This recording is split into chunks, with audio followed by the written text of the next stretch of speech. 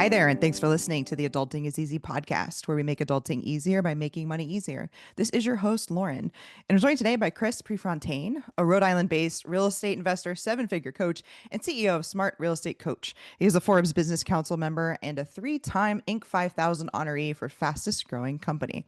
Over the last 17 years, he has coached over 30,000 individuals and engineered more than 75 million in transactions. Thanks for joining me, Chris.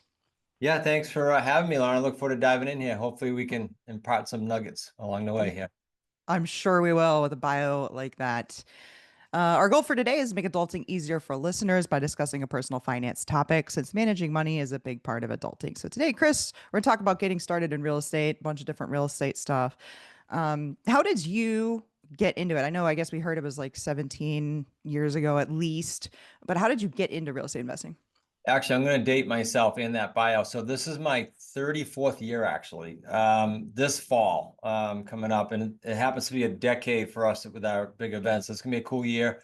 I was around, my father had a brick and mortar business, not real estate related, but it was actually welding supplies and gases. But what he did is he built his own buildings around New England and then leased them back to himself. And I remember being like 10 years old or so, and he explained it to me, and I'm like, I don't get it. Like, it's the same person. But then as I grew up, I obviously understood it.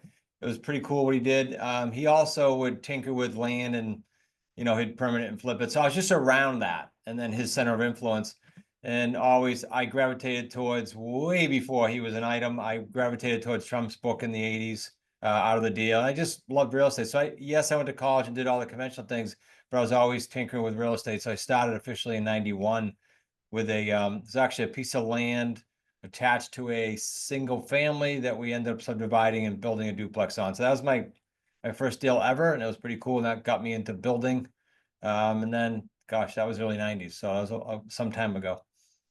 So did your father ever like sell the welding business and keep the real estate? Did he ever split things up like that? He did. Yeah. Good question. He sold it in the early 90s. See, that was the break for me. So I remember coming to me, I wasn't even 30 years old then. I was probably 25-ish. And he said, look, I'm thinking of selling. Do you want to keep it? Do you want to stay? I said, no, do what you got to do. And because I had just started building a couple homes with a builder friend of mine. And I said, yeah, that's cool. Do what you want to do. So he sold, but he kept his buildings and leased them back to different people. Yep. And over the years sold them. To this day, he says, I wish I kept them longer.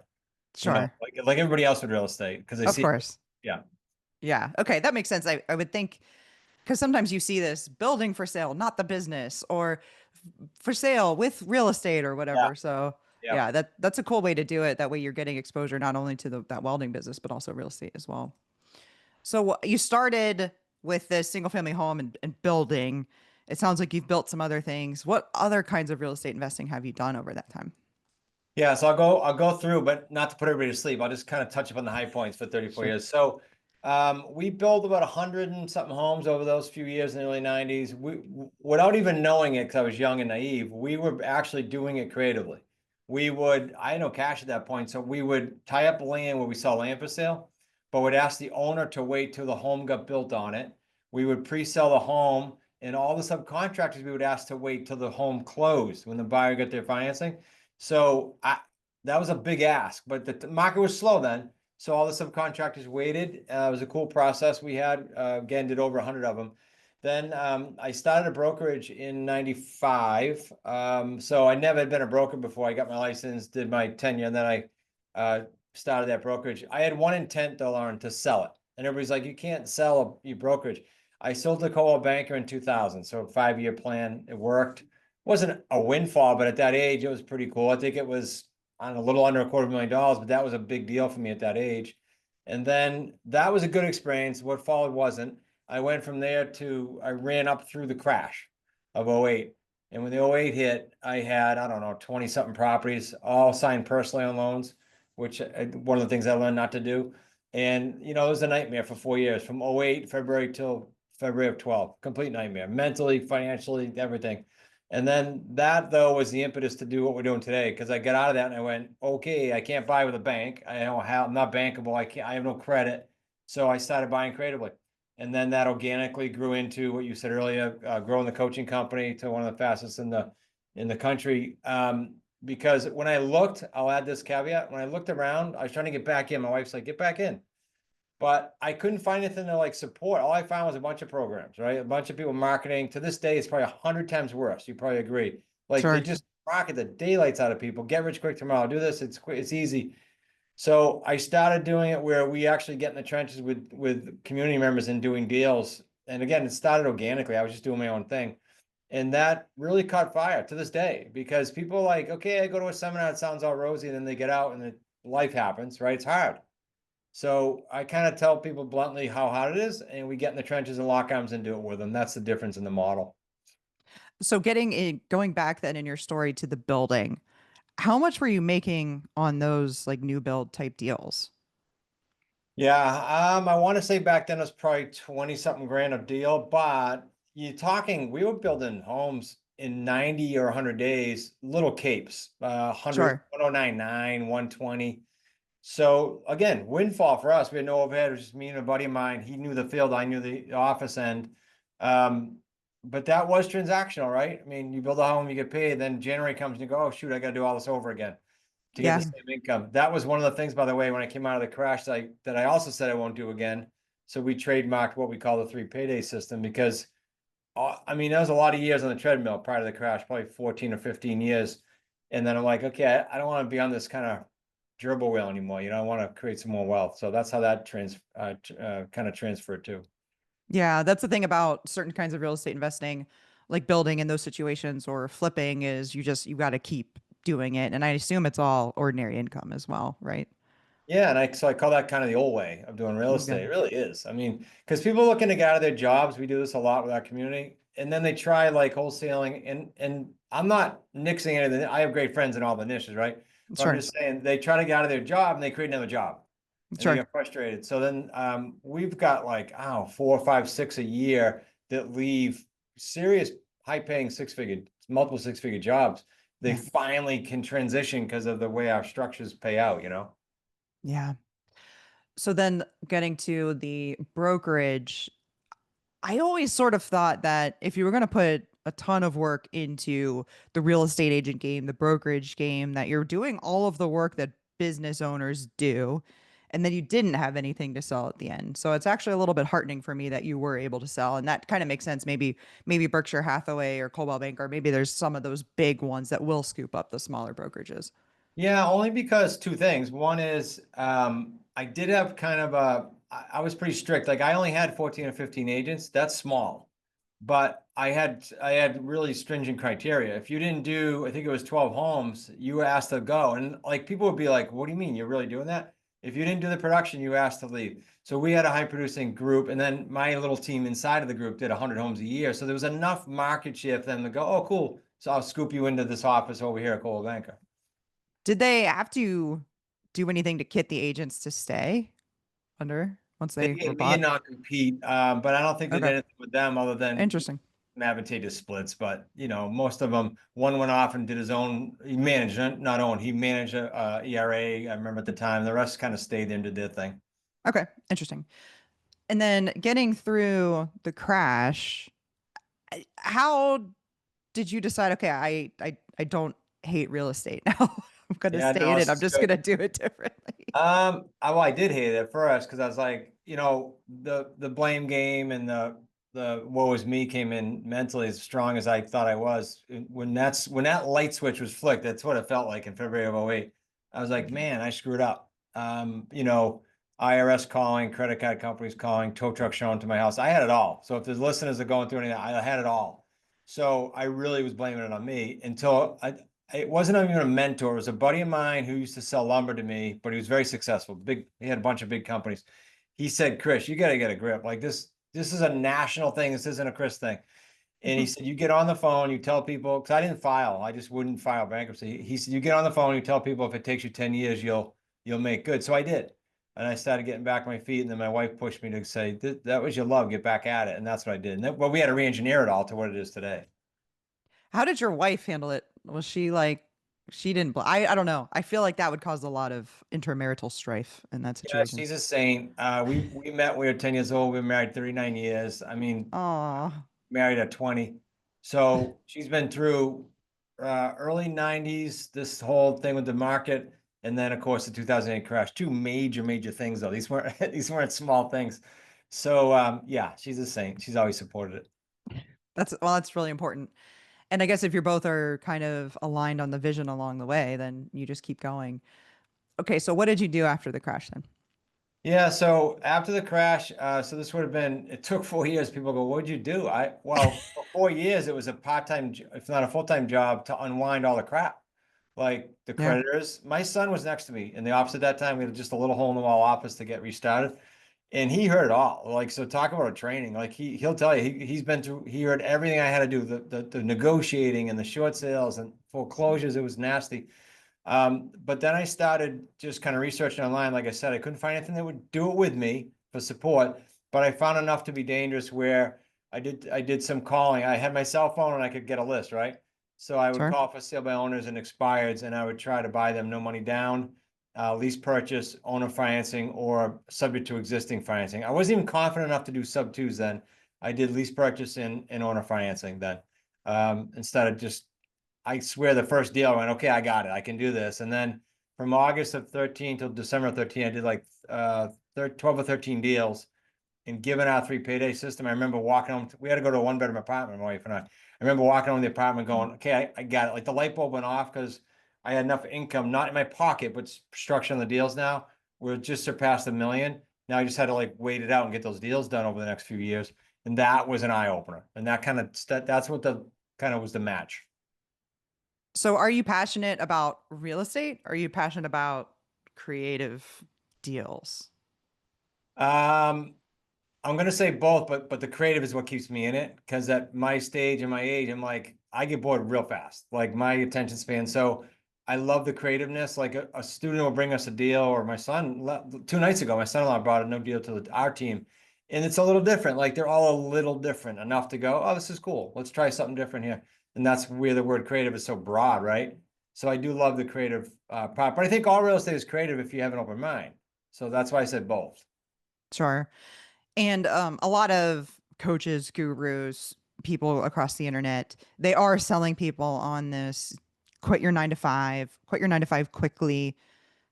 Yeah. What are your thoughts on all of that? I think it can be dangerous. I mean, we've been helping people do it for a decade, but I'm very particular about. I'll use examples. I think it's better than just theory. So Judy left her job recently. She's up in Maine, not far from me, 2 or 3 hours. But she didn't leave a small job, like multiple six figures, probably the strongest I've seen in our community. She was just done. Like, enough of this. I want to spend time with my elderly parents. I want to do real estate. And she always had a love for real estate, just never made the break. I'm talking like 18 years of this job. So instead of saying to her, leave, you have like she had enough money to leave when she met me. But I said, hey, Judy, let's do this. What would you be comfortable? Because she's very conservative in the bank. And then what would you be comfortable with our 3 paydays? Like, what do you want to see in on the books, right? Knowing that it's coming eventually. And we worked out a plan and then we sketched out because we've done it so many times, a 2 year plan. She left like 10 days ago. That's why it's fresh in my brain. So it's very particular. And they usually take a couple of years if everybody does what they're supposed to do. Rick worked for the government 30 years, 30. He tried wholesaling, he tried everything. And then we put a plan together. It took him just about 2 years. Not as strong as Judy, but multiple six figures that he left. He's actually a coach now. So these are cool, real stories that I rather have him do it conservatively to answer your question than be stressed and try to make a break. And that palette for that is different for everybody. You know, you may say I need X in bank, and I might say, hey, I can go for it. So everybody's different. We just got to match their goals. With me, I started doing real estate investing on the side while I still had my, 6-figure sales job because I was afraid that someday I wouldn't like my job.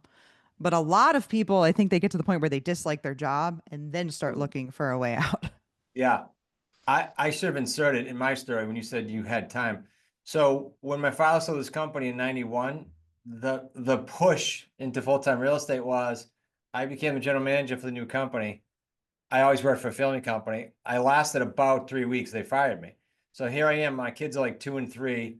They give me the car, which is this old Nissan. That was my severance, and said good luck. And I call my father, I'm like, they fired me. Like, so I had like about I think I had like a 2 week runway where I had to get going. Luckily, I had a couple of properties in the works. Like you had started something, but that was a quick like, uh-oh. I was excited and nervous at the same time. Yeah, I guess sometimes there's a lot of stories like yours where people get the push that they need. And then you kind of figure out, I guess, what you're really made of. How gritty are you? Yeah, and that I might sound fluffy, but I just think everything's for a reason. I just go with it all the time. My wife will say, I know, you said it's for a reason, even if it's bad. So that's what I always say. Yeah, I go through phases in my life where I really feel that way too. I don't know. I've been a little out on that deal lately, but oh, it'll probably happen for me again.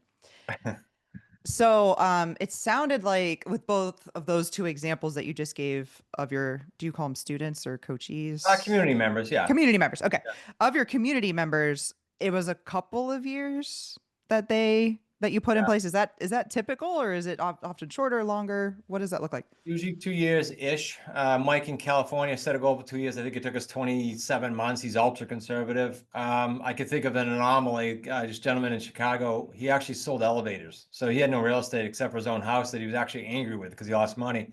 But he Mm, came in 9 months, did it. He just was, he had a wow. knack to talk to people. He wasn't intimidated by that. So learning the scripts on that were like, boom, he did it. Not even the same industry, but he was okay with it. In 9 months, boom, left his job and just set all kinds of records with us. Those come and go, but I like to tell the norm is more 2 years. Okay. A lot of people, I believe, think that the time for investing or getting started in real estate has passed. What do you say to people that think that? Yeah, this is awesome because the media screams about when you should get in, when you should get out, right? And I Of will tell course. you that they're wrong all the time, but that's just my opinion. There hasn't been a time in my 34 years like the last 12 months and like I see now coming forward, meaning for creative demand. Look, you got the interest rates when they go wonky. How many buyers get kicked to the sidewalk when that happened? Like a lot. So Yeah. we can help them with our system. How many sellers now are listening to the media? I'm telling you, in Florida right now, you're in Florida. I Mhm. have a couple associates, that's a higher level community member in Florida, and they literally can just pick the deals they want. It's actually they're afraid to take too many, that type of thing. So when the market's changing and the market's uncertain and the media screaming, that's exactly when creative they need a guide. Because they think they listen to the media, they think the sky's falling. Nope, it's okay. In creative, you can up, down, or sideways. You can work in this market. You just got to know what pond to fish in. That's all. I think it's one of the best times. Tell me a little more about what's going on in Florida. Um, there's pockets all over the country that are slowing, obviously, right? But in Florida, I think it's more panic. Yes, values are softening, but where Jeff is, I think Jeff's near Tampa, near you, but he also operates in a lot of outside markets. And it's just a lot of people panicking, calling him right now that he maybe called 6 months ago. They're like, nah, I'm good. I'll sell my own if I'm for sale by owner or whatever. Now they're open to terms. They're open to creative now. I'll give you an example. He just put a homeowner agreement. It was on the market for 390. Then the guy went to 360. Jeff got it for like 310. We usually pay market value, but he's so cautious with the market doing what it's doing there. He got it for 310-ish. The guy owned it outright. We deal with a lot of free and clear people. He structured a $360 monthly principal payment on a $300,000 house. So he bought that right. He's got 4-year terms on it, and he'll do very, very well in that house over the next 3 or 4 years. And the seller's happy because he's just like, oh, look, I want closure. Most of those are second homes he's dealing with. So Right. it's just very soft right now. It's not everywhere, but it is happening a lot. We have the beauty of our community is East Coast to West Coast. It's like a microcosm of society. So I get to see and feel a little bit of each market. And that's just glaringly obvious right now in Florida, but it's starting elsewhere. Is it mostly single family homes? We teach single only because, as you know, there's a lot of shiny objects in real estate, right? Education. So if I teach, hey, you can buy any asset, I just think people run it in circles, but you can buy any asset with creative. I mean, owner financing was around before banking, right? Sure. All the wealthy families did it in New York City way back when. So we bought our own building this way on a 20-year term. The owner said to me, Chris, I got a sign out front that says owner financing, and realtors keep bringing me offers. I don't want to cash out for tax reasons and estate planning reasons. And that's what happens with free and clear Right. people. That's why I love that asset class. I don't care what asset class, free and clear is great. Multis, doesn't matter. Great people to Yeah. deal with. So say more about that because I think a lot of young people or just people that are new to real estate think they're asking the seller to do them a favor, Mm-mm. No, good right? question.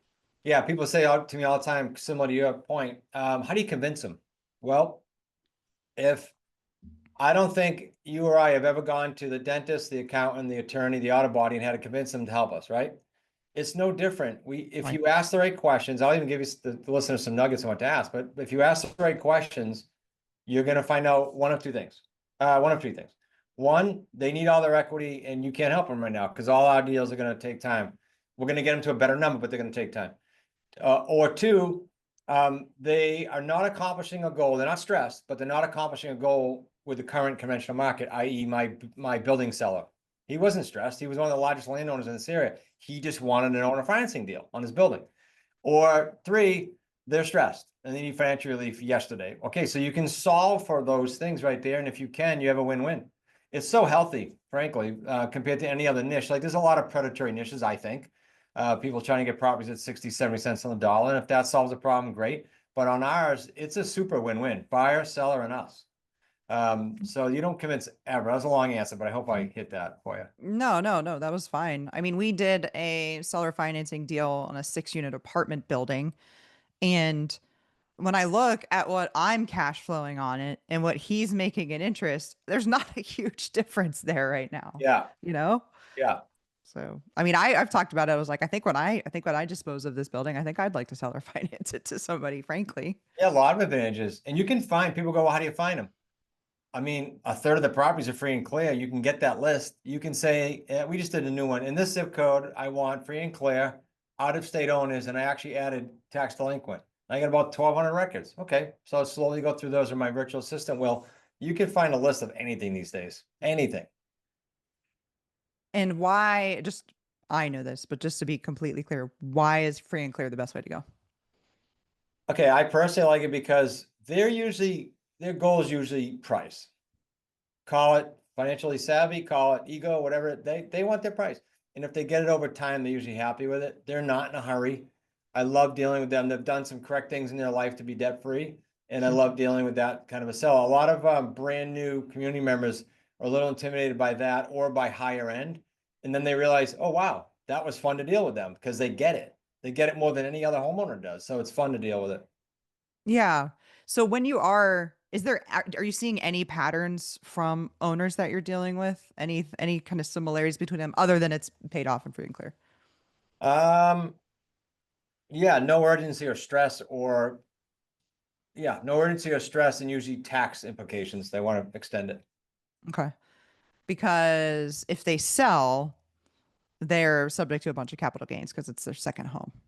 Yeah, or building, right? In that case. So, and a lot of them are going to push it down the road where they were in a different tax bracket and they know that. Like it's just their planning. Yeah. This particular gentleman, sadly, I didn't know it, but he probably did. He was structuring this for estate planning too, because my building, he died like 2 or 3 years into it.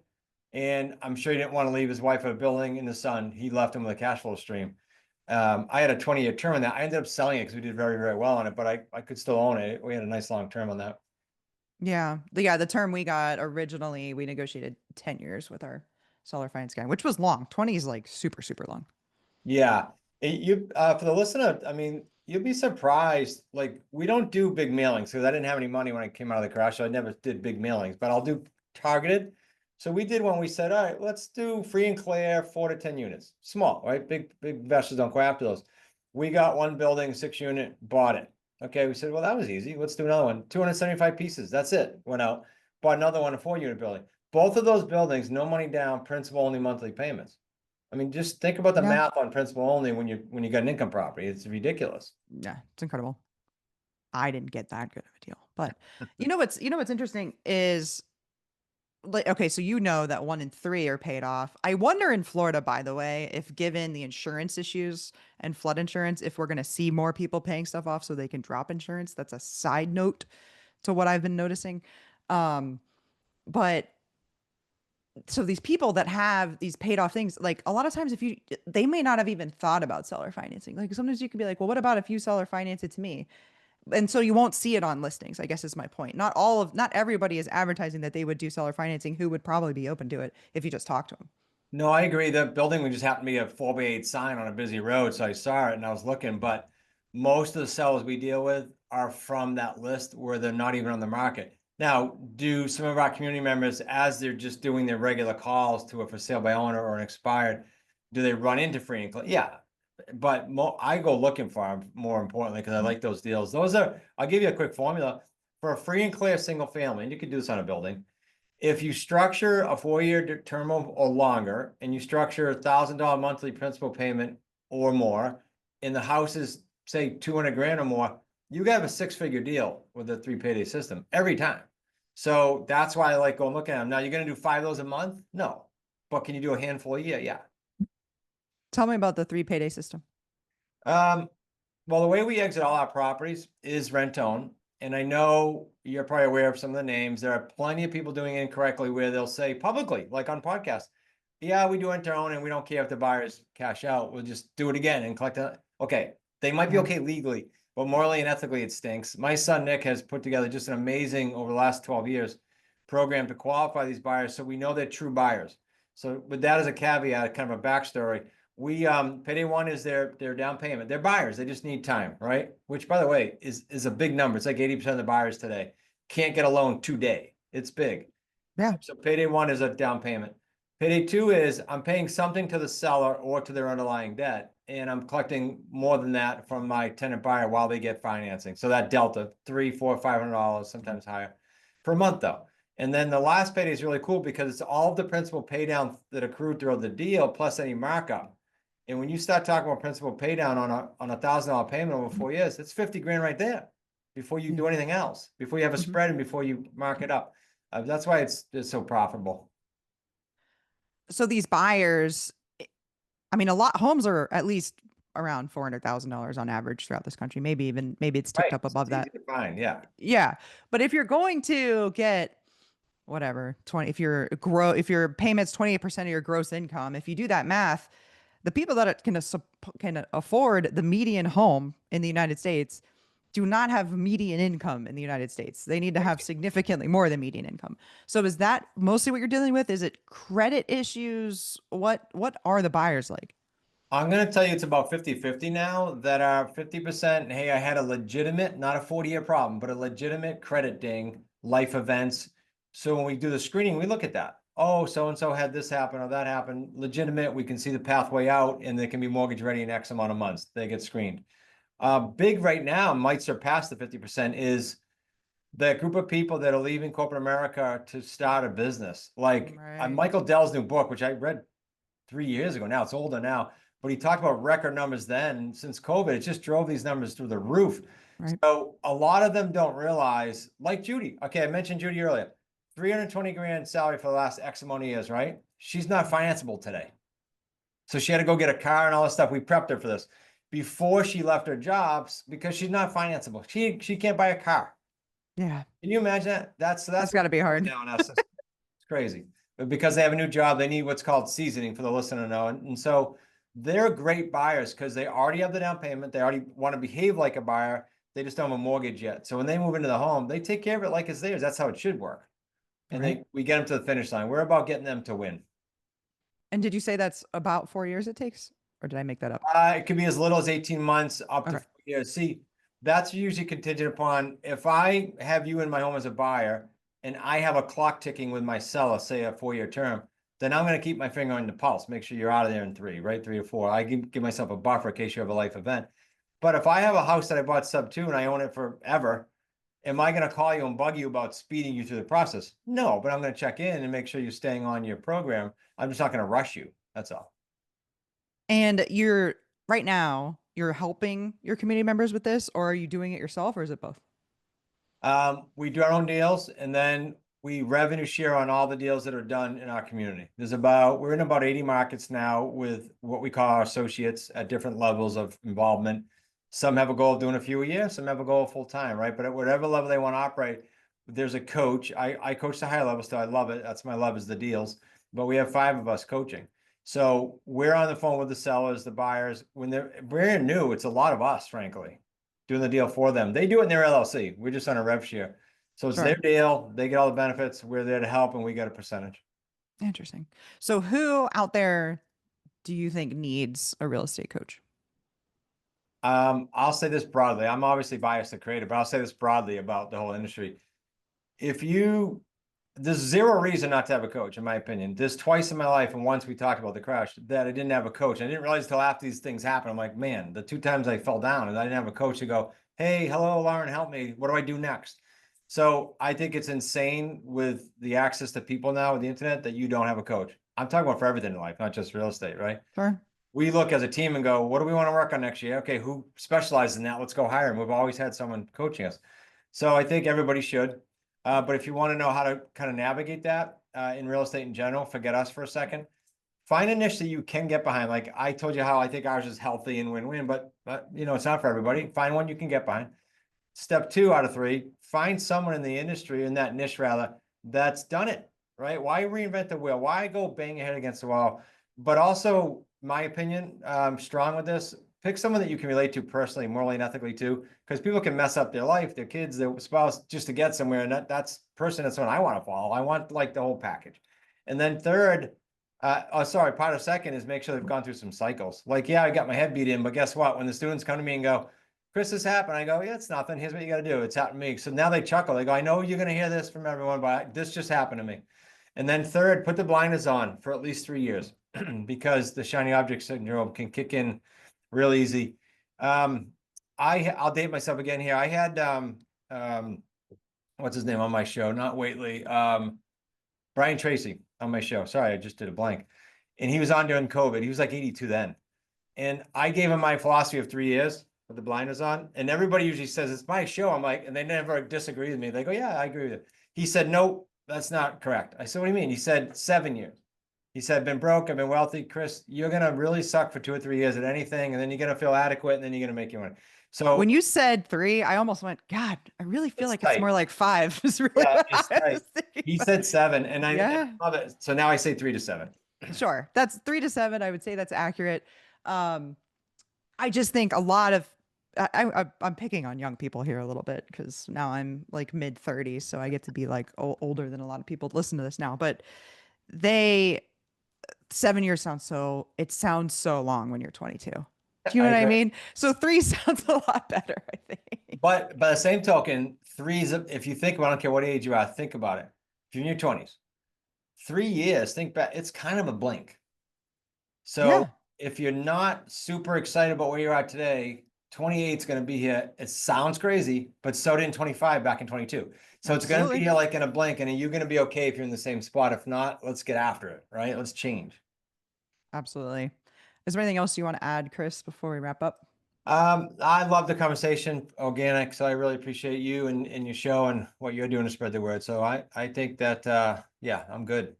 All right. So, do you want to let people know how they can like find you, find your book, your community, get in touch with you, all that? Yeah, I appreciate it. So I'm big on free because there are a lot of other options for you guys out there, and I'd rather have you explore them before you have to spend 10 cents. So first of all, you can get our free book. You don't have to go to Amazon. Just go to wickedsmartbooks.com/Lauren. So we know it came from the show, and we appreciate being on. Secondly, if you don't mind listening to my New England accent for another 50 minutes or so, there's a free workshop I did. I did it for a group, but then we just repurposed it. You can watch it at your own leisure. Nobody's gonna be bugging you. Go to smartrealestatecoach.com/masters class. All right. I will put that in along with your social links as Love well it. in the show notes. You guys can follow me on Twitter X at Adulting is Easy, Instagram at Adulting is Easy Real, YouTube at Adulting is Easy. If you like this episode, I think you'll also like episode 190, How Retiring at 44 Changed My Life. Thanks again for listening, everybody. Hopefully, Chris and I made adulting a little easier for you.